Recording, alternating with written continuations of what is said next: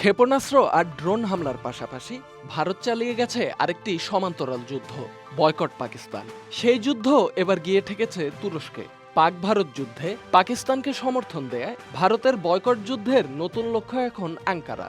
তুরস্কে ভ্রমণ বয়কট থেকে শুরু করে ব্যবসায়িক চুক্তি বাতিল, এমনকি স্থগিত করা হয়েছে দুদেশের একাধিক বিশ্ববিদ্যালয়ের একাডেমিক সম্পর্ক। দিল্লি বলছে জাতীয় নিরাপত্তা রক্ষার্থে এমন পদক্ষেপ নিয়েছে তারা।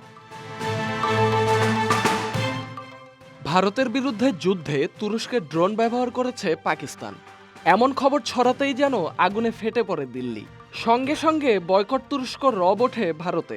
এর প্রেক্ষিতে দিল্লি ও মুম্বাই বিমানবন্দর থেকে সরিয়ে দেয়া হয়েছে তুরস্কের গ্রাউন্ড সার্ভিস কোম্পানি সেলবিকে। জাতীয় নিরাপত্তা হুমকির অজুহাতে বাতিল করা হয়েছে তাদের ছাড়পত্র। যদিও বহু বছর ধরে ভারতের শীর্ষ বিমানবন্দরগুলোয় কাজ করে আসছিল তারা।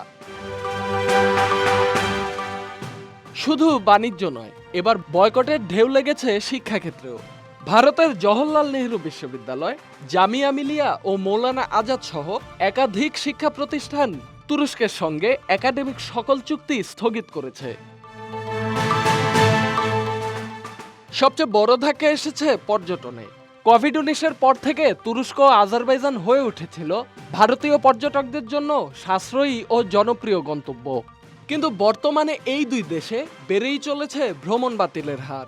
ট্রাভেল ওয়েবসাইট মেক মাই ট্রিপের একজন মুখপাত্র জানিয়েছেন, গত সপ্তাহে ভারত থেকে এই দুই দেশের বুকিং কমেছে 60%, আর বাতিল বেড়েছে 250%। এমনকি ফ্লাইট ছাড় এবং ট্রাভেল ডিসকাউন্টও একে একে গায়েব হয়ে যাচ্ছে সাইটগুলো থেকে। Dhaka express desk report.